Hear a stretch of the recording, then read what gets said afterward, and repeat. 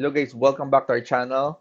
This is Boy Ipon again, and today is August 7, Friday, the year 2026. And today I'm just going to give you an update sa ating mutual funds again. And we added another 20,000 pesos na idadagdag natin sa ating portfolio.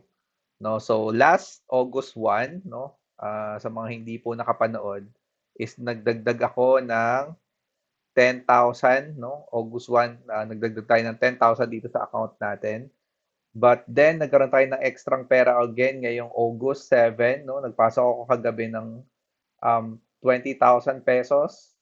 So, yung 20,000 pesos ulit ay idadagdag natin dito sa ating portfolio, no? Sa ating apat na pondo, tigli 5,000 lang.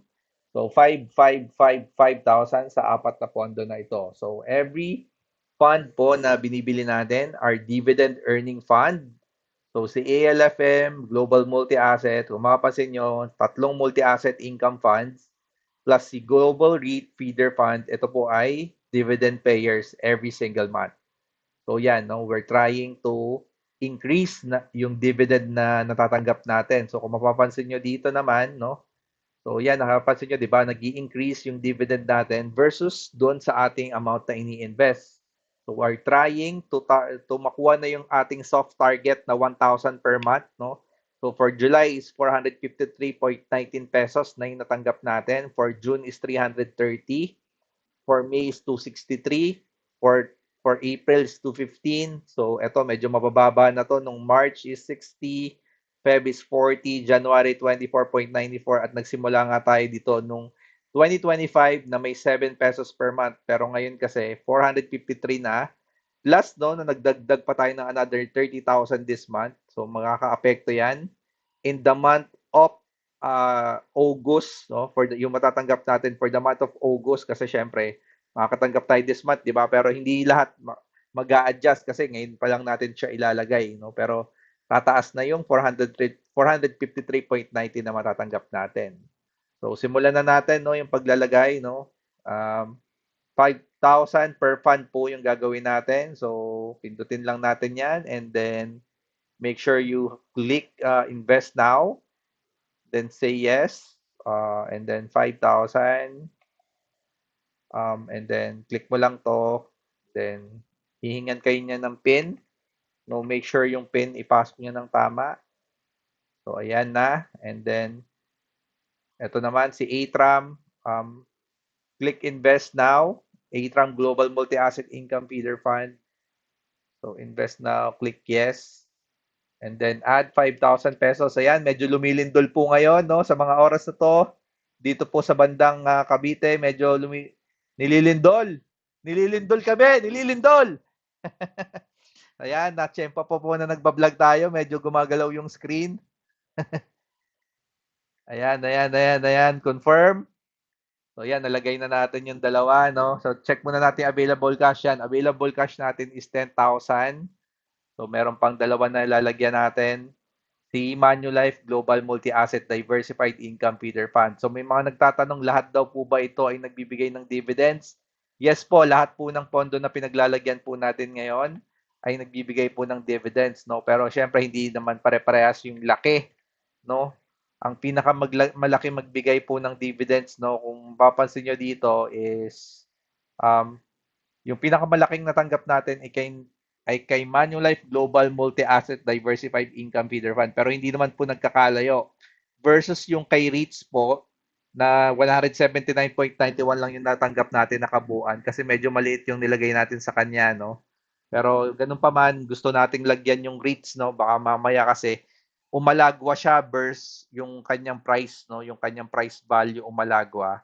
Eh, baka magkaroon tayo ng blessing, no? Kahit maliit magbigay ng dividends kasi, pwede ring lumaki yung kita natin sa kanyang market value o yung pagtaas ng kanyang presyo, no? In terms of profit kasi, siya yung parang umaalagwa ng steady lang, no? Pero umaakyat siya. Mapapansin nyo, 3.84% siya yung increase na sa ating versus doon sa total cost na na-invest natin. So, nilalagyan ko pa rin siya kahit hindi siya ganun kasing laki ng magbigay, no? Hindi kagaya doon sa iba. So yan, lagay lang tayo, click invest, yan, lagay natin yung pin, ayan, okay. So yan na, no? Nailagay na natin yung total cash natin, no? Ayan, cash in, wala na po yung available cash. So naibili na po natin. So abangan po natin. Ayan po yung mga investment order natin. Abangan na lang natin po sa susunod na month, no? Kung magkano yung matatanggap nating dividends at patuloy maglalagay pa talaga tayo dito para ma-reach natin yung soft target natin at least 1,000 pesos. Soft target dividend monthly, no? Yung 1,000 pesos na yun ang target natin na soft target eh. Para pag na-reach natin yun, medyo makakapaglaylo tayo ng konti pero I don't know, no? Kasi nung na-reach ko yung 100,000, na-reach ko yung 100,000 po ng portfolio value, medyo ginaganahan na po ako maglagay eh, no? At nakakapagtipid-tipid po tayo kaya medyo nakakapasok po tayo ng pondo. At ngayon po, syempre, minimum natin 5,000 pero ngayong mabuwan na to, nakapaglagay tayo ng 30,000. So, blessing na rin, no? At medyo bumilis yung pag-increase ng portfolio value natin. So, yun lang po yung aantabayan na natin ngayon, magkano yung marireceive nating dividends and patuloy pa tayong maglalagay every month, no? And right now, I believe, month 9 na po ng pag-invest natin dito. Mga 3 buwan na lang, makaka-isang taon na tayo. So, sana pag sarado ng isang taon, medyo lumaki na yung portfolio value natin. No? Yung total cash in natin dito para lumaki-laki na rin yung dividend natin, no, na matatanggap. So yun lang naman yung target natin dito, no? Yung ating pinaka-target is to earn passively by dividends, no? So yun lang po guys. I hope nakatulong tong video na to, no, sa inyo at sa mga gusto mag-invest. Go lang po sa investa.ph, no? Dito ko makakabili kayo ng mga mutual funds. And hindi lang dito, no? Pwede pa kayo mag-open sa ibang broker like Call Financial, Dragonfly, First Metrosec, saan nyo man gustong broker, pwede kayong bumili. Pero ito is just another broker, no? Na gusto ko kasi ito ay mostly ang nabibili ko lang dito ay yung mga funds, no? Mga mutual funds na gusto kong investan. Hindi siya nakahalo sa stocks. So yun yung pinakagusto ko sa kanya at medyo madali siyang basahin, no? Makikita mo agad kung magkano na yung cash dividends na natanggap mo sa portfolio mo. Baga user-friendly siya, no, yung interface niya. So yun lang po and have a nice day. I hope you are safe. Huwag sana kayong tamaan ng lindol kagaya ng nangyari. See you soon and have a nice day po.